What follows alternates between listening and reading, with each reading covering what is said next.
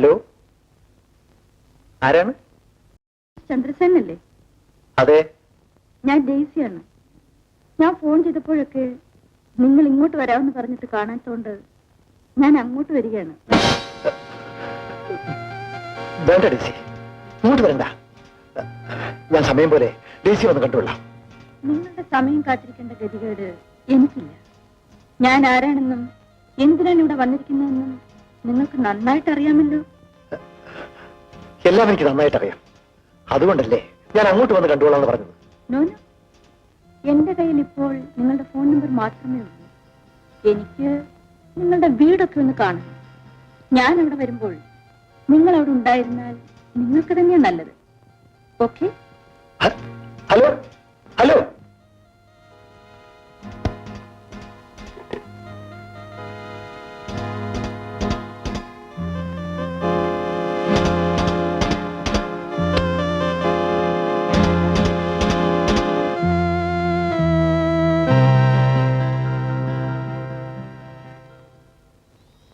Daddy, daddy, ഇത് കണ്ടോ? പോയല്ലോ. ഞാൻ പോവില്ല.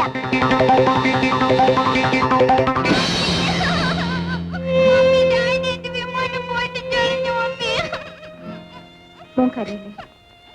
ഇതാ പുറത്ത് ചെന്ന് കളിക്കും. ശരി.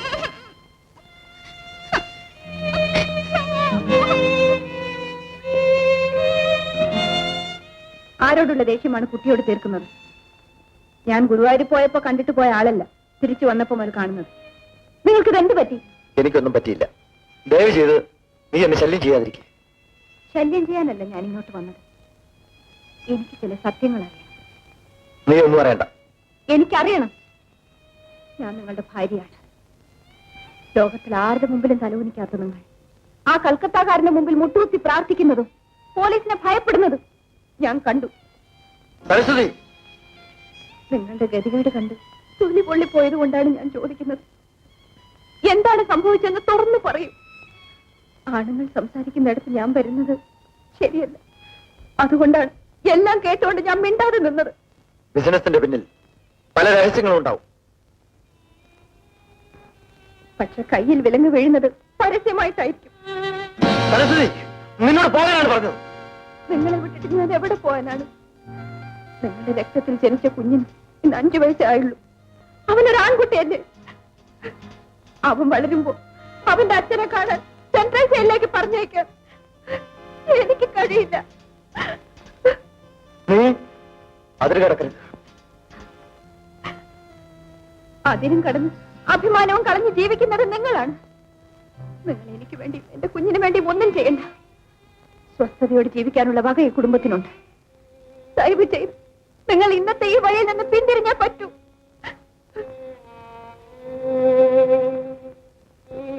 സരസ്വതി, നീ എന്തൊക്കെയോ തെറ്റിദ്ധരിച്ചുകൊണ്ടാണ് സംസാരിക്കുന്നത്. നിങ്ങളെ തെറ്റിദ്ധരിക്കാനുള്ള അവിവേകമൊന്നും എനിക്കില്ല. നിങ്ങളിൽ കവിഞ്ഞ് എനിക്കൊന്നുമില്ല. ഈ ലോകത്ത് ആരും നിങ്ങളെ എതിർത്ത് സംസാരിക്കുന്നത് നിങ്ങൾക്ക് ഇഷ്ടമല്ലെന്ന് എനിക്കറിയാം. പക്ഷെ എന്റെ നാവ് പിഴുതെറിഞ്ഞാൽ അതോടെ എല്ലാ ശബ്ദവും അവസാനിച്ചു പോകുമെന്ന് നിങ്ങൾ കരുതരുത്. എനിക്ക് ഇത്രയേ പറയാനുള്ളൂ.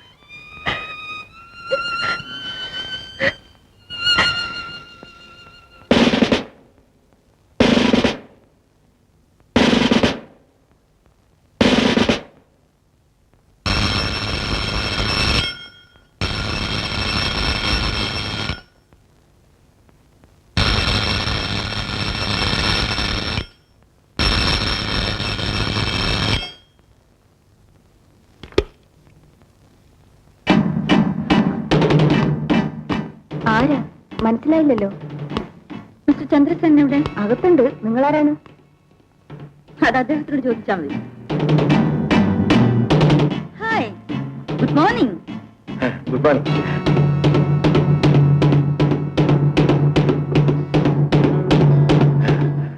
ശരിക്കും ഭാര്യയാണല്ലേ? Glad to meet you. Thanks. Saraswati, കാപ്പി കൊണ്ടുവരും.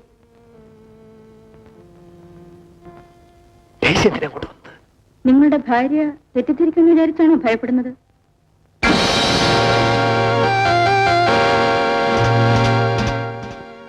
ദയവ് ചെയ്ത് ഇനിയൊന്നും സംസാരിക്കരുത്. ഡേസിക്ക് എന്ത് വേണമെങ്കിലും ഞാൻ തരാം. എനിക്ക് 50,000 റുപ്പീസ് ഉടനെ വേണം. അത്രയല്ലേ ഉള്ളൂ. Just wait.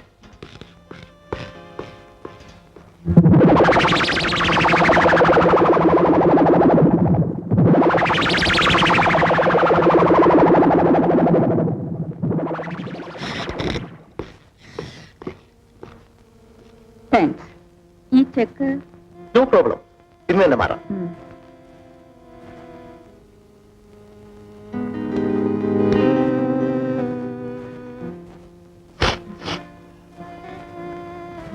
എന്നെ മനസ്സിലായില്ലല്ലേ? ഞാൻ ഈ വീട്ടിലിരിക്കേണ്ടവളാണ്. പക്ഷെ അതിനുള്ള ഭാഗ്യം ഇപ്പോൾ നിങ്ങൾക്കാണ് കിട്ടിയിരിക്കുന്നത്. Thank you. എനിക്ക് പോകേണ്ട അത്യാവശ്യമുണ്ട്. നമുക്ക് പിന്നെ കാണാം. Bye bye. ഇവളേതാണ്? എന്റെ ഒരു പാർട്ണറുടെ മാള്. അദ്ദേഹം കിടപ്പിലാണ്. ആ വിവരം പറയാനാ വന്നു. അവളാണ് ഈ വീട്ടിൽ ഇരിക്കേണ്ടവളെന്ന് പറഞ്ഞതിന്റെ അർത്ഥം എന്താണ്? അത് നിനക്കറിയില്ലേ? അവളുടെ അച്ഛനല്ലേ എനിക്ക് ഈ വീട് വിലക്കി തന്നത്.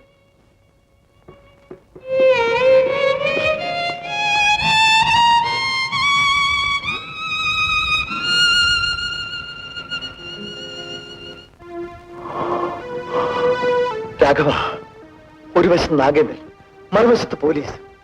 കടലിന്റെയും ചെകുത്താന്റെയും നടുവിലാണ് നമ്മൾ അകപ്പെട്ടിരിക്കുന്നത്. പോലീസിന് ആ ഖാദറിനെയും ബാലിനെയും കയ്യിൽ കിട്ടുന്നുള്ളൂ മുതലാളി. പക്ഷേ ആ സ്വർണത്തെ കുറിച്ച് എന്തെങ്കിലും വിവരം കിട്ടുന്നവരെ നമ്മൾ ആ നാഗേന്ദ്രൻ മുതലാളിയെ കയ്യിലെടുത്തേ പറ്റൂ.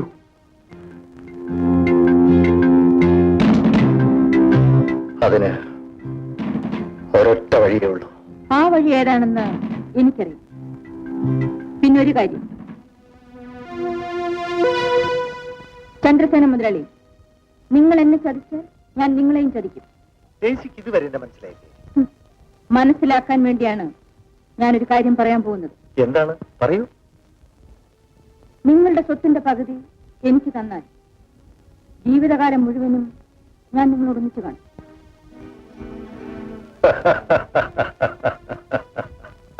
നീ ചോദിച്ച സ്വത്ത് എന്നായാലും നിനക്ക് അവകാശപ്പെട്ടതാണെന്ന് ഞാൻ പറയാതെ തന്നെ നിനക്കറിഞ്ഞുകൂടെ? ഈ വാക്ക് സത്യമാണോ? സത്യം. ശരി, ഇനി ഞാൻ എന്താണ് ചെയ്യേണ്ടതെന്ന് പറയൂ. ഡേസി, നാഗേന്ദ്രൻ ബോസിന്റെ വലം കൈയാണ്. അവൻ സ്വർണവും കൊണ്ടേ പോകൂ എന്ന പിടിവാശിയിലാണ് നിൽക്കുന്നത്. ഞാനും ബോസുമായുള്ള ബന്ധം തകർന്നാൽ നീയും ഞാനും തെരുവിൽ നിൽക്കേണ്ടി വരും. അത് സംഭവിക്കാതിരിക്കണമെങ്കിൽ നീ വീശുന്ന വലയിൽ നാഗേന്ദ്രനെ വീഴ്ത്തണം.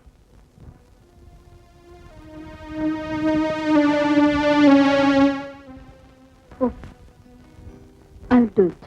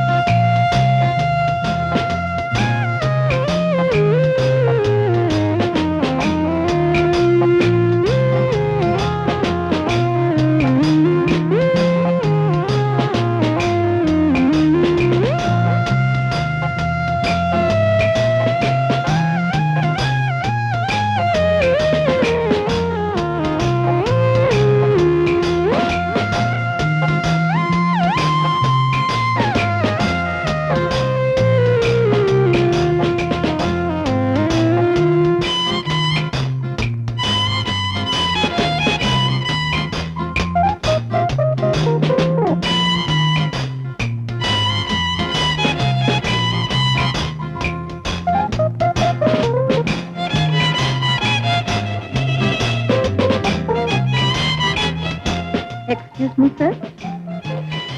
സർ, ഞാനും കൂടി ഇവിടെ നിന്നിരുന്നോട്ടെ. ഇവിടെ ഇരിക്കുന്നതിന് എന്റെ അനുവാദം ഒന്നില്ല. ചോദിക്കണമെന്ന് തോന്നി ചോദിച്ചു.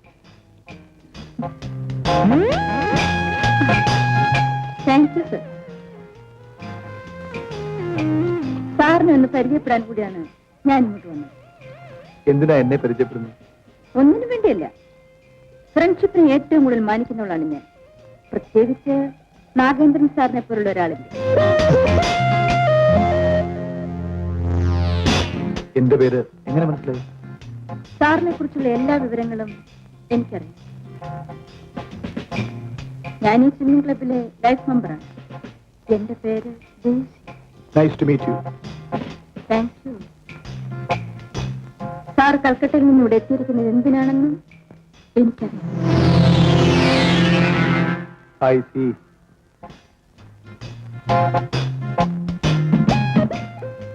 അത്ഭുതപ്പെടേണ്ട. എനിക്ക് സ്വകാര്യമായി പലതും സംസാരിക്കാനുണ്ട്.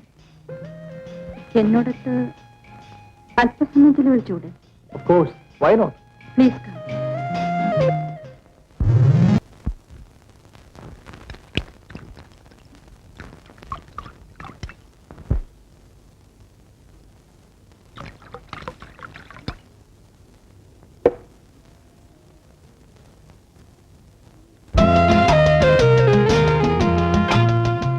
എന്താ ഒരു വല്ലായ്മ പോലെ? എന്നെ ഇഷ്ടമായില്ലേ? ഡെയ്സിയെ കണ്ടുമുട്ടാൻ ഇത്ര വൈകിപ്പോയല്ലോ എന്നുള്ള വല്ലായ്മ മാത്രമേ എനിക്ക്. ഈ കൂടിക്കാഴ്ചയുടെ ഓർമ്മ എന്നും എന്നിലുണ്ടായിരിക്കും. പ്ലീസ്. No. കൽക്കട്ടയിൽ തിരിച്ചെത്തുന്നതുവരെ ഞാനിത് കൈകൊണ്ട് തൊടുകയില്ല എന്ന് ശബ്ദം ചെയ്തിരിക്കുകയാണ്. വളരെ ഉത്തരവാദിത്തമുള്ള ഒരു ജോലിക്ക് വേണ്ടിയാണ് ഞാൻ മദ്രാസിൽ വന്നിരിക്കുന്നത്. ഇതിന്റെ ലഹരിയിൽ മുഴുകിപ്പോയാൽ എന്റെ ലൈഫ് സ്പോയിലായി പോകും. ഓക്കെ, ഞാൻ നിർബന്ധിക്കുന്നില്ല.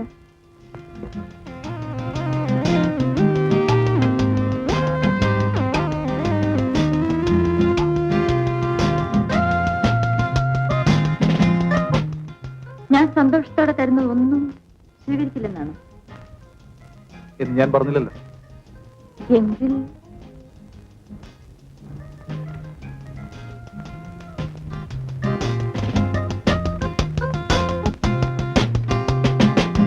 Mister Nagendran,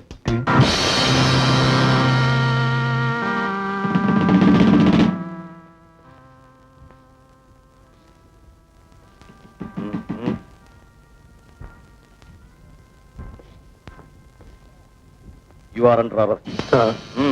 Come on.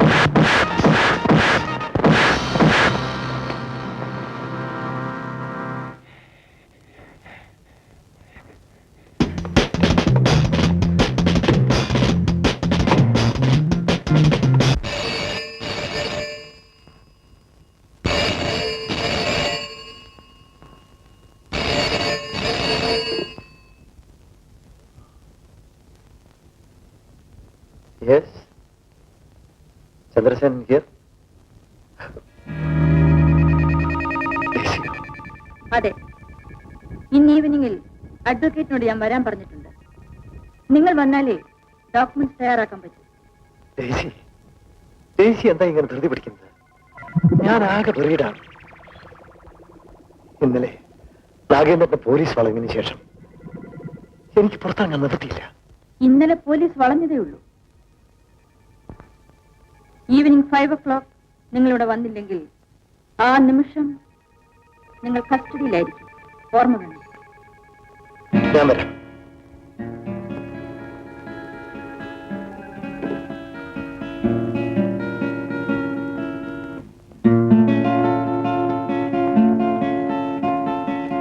നിൽക്കൂ. നിങ്ങൾ അങ്ങോട്ട് പോണ്ട. എന്നെയും കുഞ്ഞിനെയും കൊന്നിട്ട് അവളെ ഇവിടെ കൊണ്ടിട്ട് താമസിപ്പിച്ചു. സരസ്വതി,